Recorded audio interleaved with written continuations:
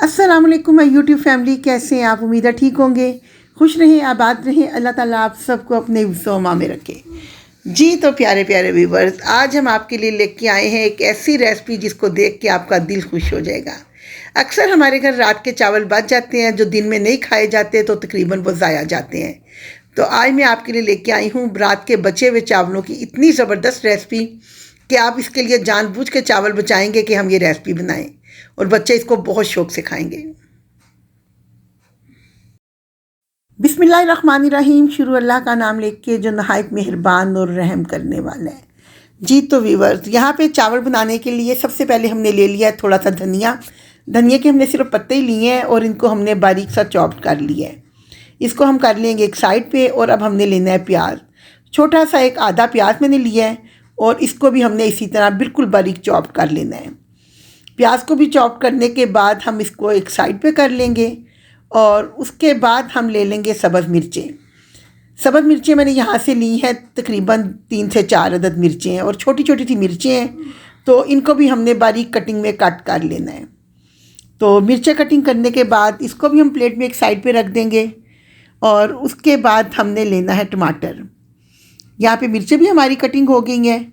अब टमाटर लेके इसके हमने 2 पीस कर लिए हैं और इसको हम टमाटर को कद्दूकश कर लेंगे, क्योंकि हमने बिल्कुल ये, और टमाटर कोशिश करें ज़रा नरम सा थोड़ा सा हो, टमाटर हार्ड ना हो ना, तो वो ज़्यादा अच्छा मसाला बनने में होता है। तो यहाँ पे हमने एक टमाटर को आराम से हमने कद्दूकश कर लिया है और छिलके इसके अलहदा हमने कर दिए हैं। तो ये सब्ज़ियाँ हमारी टोटली इसमें जो चाहिए इनको हम कर लेंगे एक साइड पे। और फ्राइंग पैन में हमने तकरीबन 2 से 3 टेबल स्पून के करीब ऑयल शामिल कर दिया है। अब जो हमने प्याज कटिंग किया था वो प्याज हम इसमें शामिल कर देंगे। और प्याज को हमने हल्का सा लाइट ब्राउन सा करके ना तो पका लेना। इतना प्याज को हमने ज़्यादा ब्राउन नहीं करना, बस हल्का सा आपने प्याज को यहाँ पे नरम कर लेना है। तो इस तरह हो कि आपका प्याज हल्का हल्का नरम हो जाए और उसका थोड़ा सा कलर भी चेंज हो जाए। अगर यहाँ पे आप लहसुन अदरक शामिल करना चाहते हैं तो आप कर सकते हैं, मैंने वो नहीं किया शामिल। तो प्याज हमारा यहाँ पे लाइट ब्राउन सा हो गया है। और अब हमने जो टमाटर कद्दूकश किया था ना, वो टमाटर हम इसके अंदर शामिल कर देंगे। टमाटर इसके अंदर शामिल करने के बाद हमने इसको अच्छी तरह से इसकी भुनाई कर लेनी है।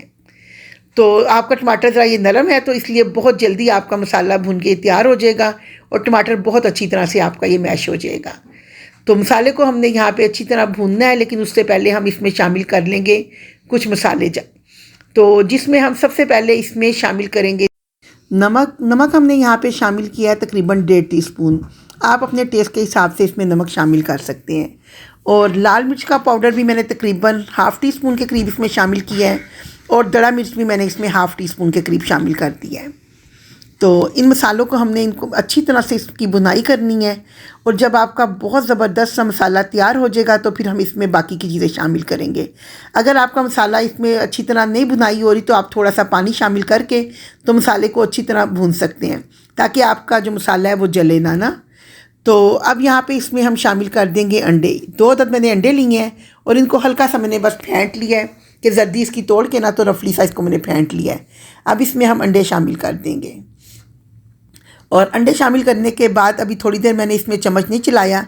थोड़ा सा ये जब पक जाएगा तो फिर इसमें हम चम्मच चला के तो अंडे अच्छी तरह से इसमें मिक्स कर लेंगे। अब यहाँ पे हमने अंडों को अच्छी तरह से पका लेना है और पीसीस थोड़े थोड़े इसके ज़रा बड़े हों।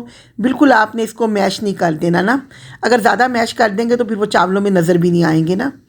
तो अंडे जब आपके पक जाएंगे तो इसमें हमने शामिल कर दी हैं सब्ज़ मिर्चें, जो आपको मैंने कटिंग करके दिखाई थी। और इसको दोबारा से हम थोड़ा सा पका लेंगे ताकि सब्ज़ मिर्चें भी इसमें पक जाएँ। और उसके बाद हम इसमें बाकी की चीज़ें शामिल करेंगे। तो अंडे हमारे यहाँ पे बहुत अच्छे से भुन गए हैं। अंडे यहाँ पे आपके कच्चे नहीं होने चाहिए।